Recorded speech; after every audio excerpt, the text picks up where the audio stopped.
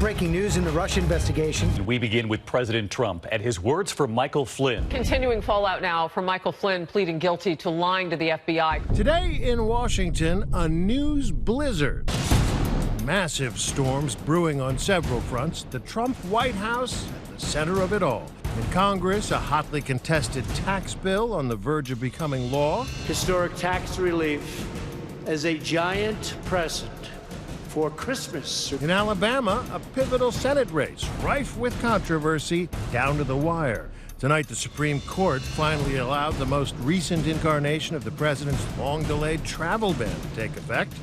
And of course, overshadowing it all, there's the Russia investigation. I think what we're beginning to see is the putting together of a case of obstruction of justice. On any given night, any one of these stories could be leading the news. But in the Trump era, it's all coming at you at once. This latest news storm started Friday with Michael Flynn. He pled guilty to lying to the FBI. That's a felony. Now, he's helping the special counsel. Are you concerned about what Michael Flynn might tell the special counsel? No, I'm not. The president insists he has nothing to fear. What has been shown is no collusion. No collusion. There's been absolutely no collusion. Possible collusion may not be his only problem. On Saturday morning, this tweet from the president set off a firestorm because it seemed to suggest for the very first time that Trump knew Flynn had committed a crime when he fired Flynn. Quote, "I had to fire General Flynn because he lied to the vice president and the FBI." That's potentially significant. Do you solemnly swear to tell the truth, the whole truth, and nothing but the truth, so help you God?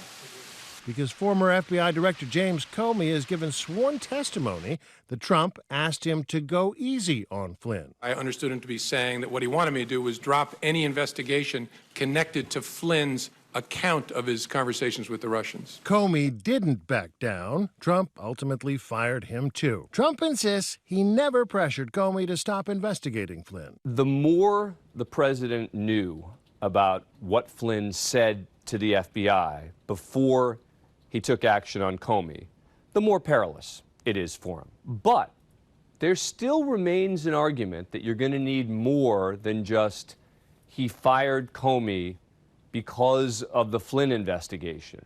The White House scrambled to distance the president from that Saturday tweet. Trump's lawyer insisted he drafted it for the president. Another White House official called it sloppy. The president also went on the attack, accusing Comey of running the FBI into the ground. Its reputation is in tatters, he tweeted. Worst in history. He also questioned the integrity of the special counsel's office after it came to light that Robert Mueller fired one of his top investigators in the Russia probe last summer for sending what were potentially anti-Trump texts to a colleague during the campaign. This morning, Trump brought up Clinton again, this time defending Mike Flynn. Hillary Clinton lied many times to the FBI. Nothing happened to her.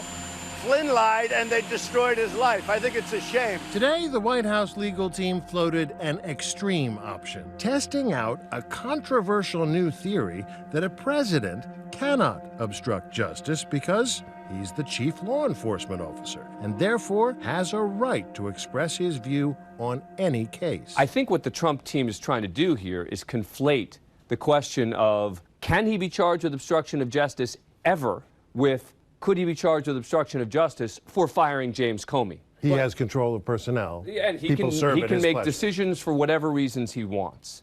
The problem for them is I think if there's an obstruction charge here, it's going to be based on a pattern of conduct. It's not just going to be based on firing James Comey.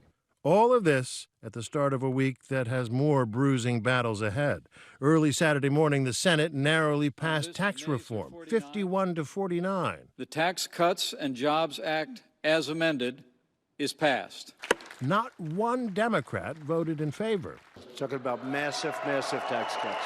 The House has already passed its version of the plan. The president is hoping to have a version of the bill that's acceptable to both houses on his desk before Christmas. This is a big legislative win, the most significant one for the Trump administration thus far, and this is something to take home to your constituents. Republicans insist the bill would pay for itself, but the nonpartisan Joint Committee on Taxation says the Senate version would add $1 trillion to the deficit over the next decade. This bill is unpopular.